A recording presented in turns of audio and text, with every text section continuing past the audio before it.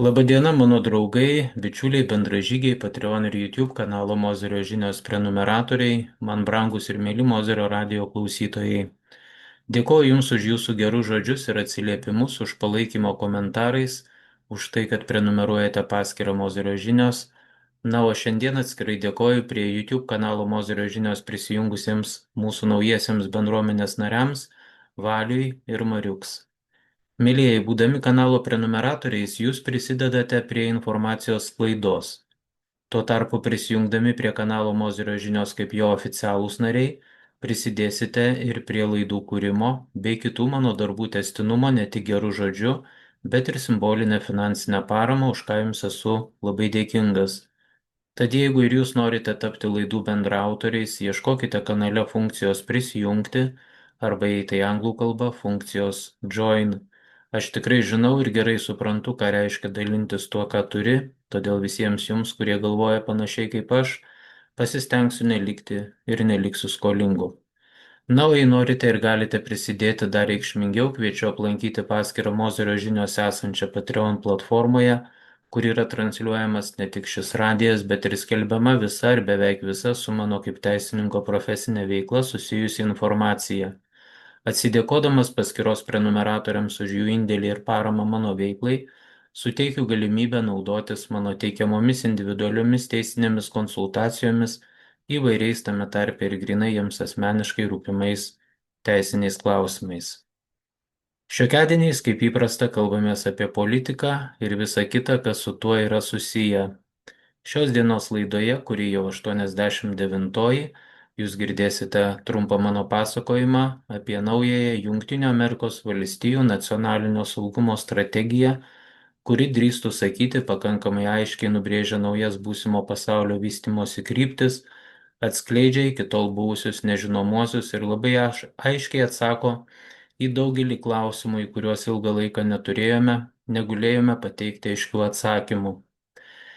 Tad kokie yra pagrindiniai naujosios JAV nacionalinio saugumo strategijos punktai ir nuostatos?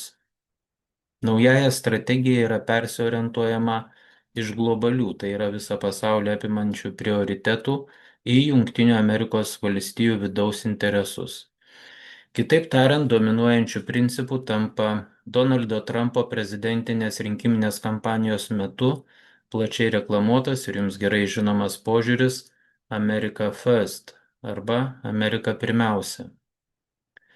Apie Europą. Dokumente teigiama, kad Europa susiduria su civilizacinė erozija arba civilizaciniu nuosmukiu ir yra raginama prisiimti daugiau atsakomybės už savo pačios gynybą, ypač remiant Ukrainą. Europos lyderiai šią strategiją vertina itin kritiškai. Tikrai manau, nei vieno iš mūsų radijo klausytojų nestebina tai, kad vadinamieji Europos lyderiai tokią strategiją vertina kritiškai. Tiesą sakant, matome, girdime ir gal jau net, atleiskit man už tiesmukumą, užuodžiame Europoje dėl šios strategijos prasidėjusią trydą. Strategijoje Rusija nebėra įvardyjama kaip tiesioginė grėsmė Jungtinėms Amerikos valstijoms.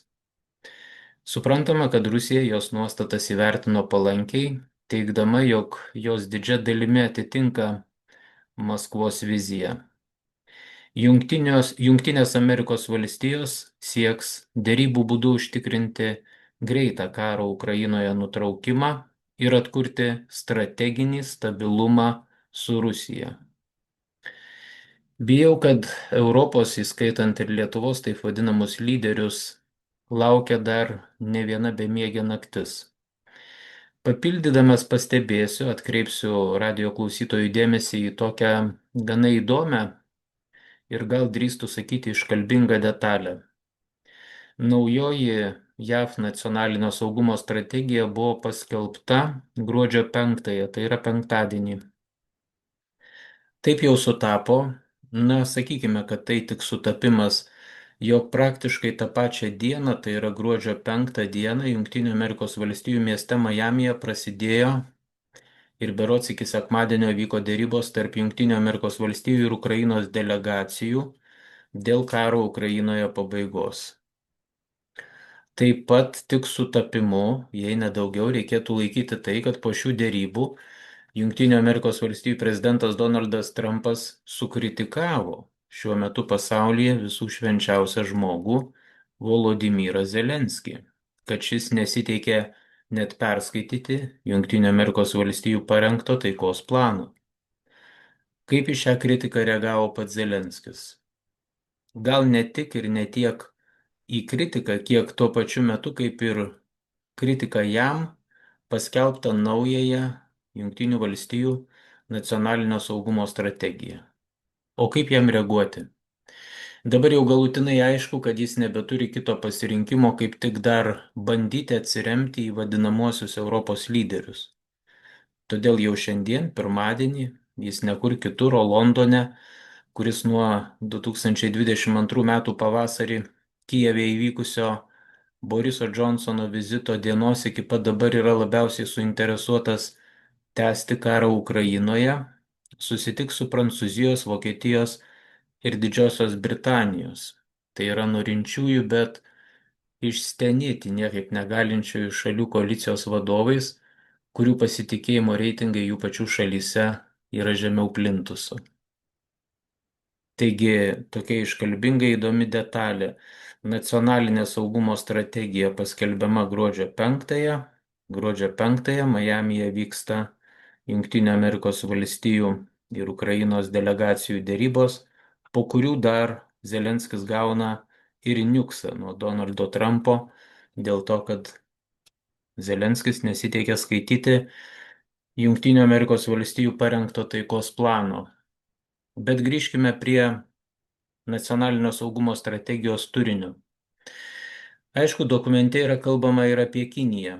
Ir šiame dokumente Kinija vis dar yra laikoma strateginė Junktinių Amerikos valstijų konkurentė, tačiau jos statusas yra jau švelnesnis nei 22 metais Baideno parengtoje strategijoje, kur Kinija buvo įvardinta kaip didžiausias iššūkis. Dabartinė strategija numato didesnį dėmesį Indijos ir Ramiojo vandenynų regionui bei sąjungininkų, tai yra Japonijos, Pietų Korėjos, Australijos, Taivano gynybos pajėgų didinimui. Strategija yra atgaivinama Monroe doktrina. Jeigu trumpai, tai reiškia, jog Jungtinės Amerikos valstijos sieks plėsti, stiprinti savo įtaką Šiaurės ir Pietų Amerikoje. Šioje vietoje, tiesą sakant, nežinau, kaip bus su Brazilija, kuri, kaip žinote, priklauso BRICS šalių grupiai, bet akivaizdu, kad į Šiaurinės Pietų Amerikos valstybės, į Šiaurės Amerikos pietinės valstybės, Jungtinės Amerikos valstijos tikrai šitom šalim Jungtinės Amerikos valstijos skirs tikrai didelį dėmesį. Na ir skirtingai nei ankstesnė Baideno administracija, naujoji strategija atsisako klimato kaitos ir demokratijos skatinimo pasaulyje kaip pagrindinių saugumo prioritetų. Čia žinoma reikia pridurti, kad po demokratijos skatinimo vėliava dažniausiai buvo slepiami JAV interesai susiję su naftos išteklių valdymu. Visą tai, ką jums ką tik pasakiau, sukėlė didelį ažiotažą ir mūsų šalyje. Jau visai begestančios vietinės reikšmės politikos žvaigždelės, juos aptarnaujanti valdžiasklaida, politologai ir kiti naudingiams idiotams prijaučiantys personažai yra didžiai pasipiktinę JAV įžūlumu, kaltina ją trumparegiškumu ir demokratijos išdavystę.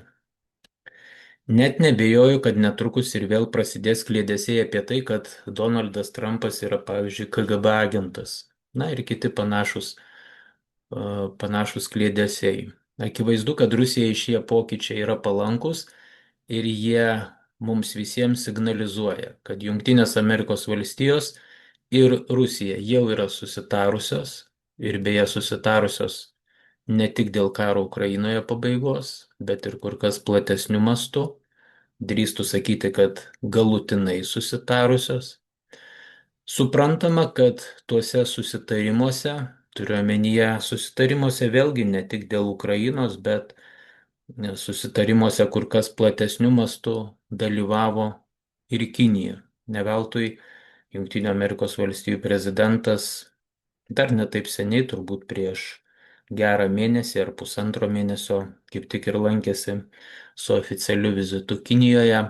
Na, į Maskvą pats Trumpas neatvyko, kol kas dabar jau reikia sakyti neatvyko, bet net nebejoju, kad artimiausiu metu toks vizitas turėtų įvykti.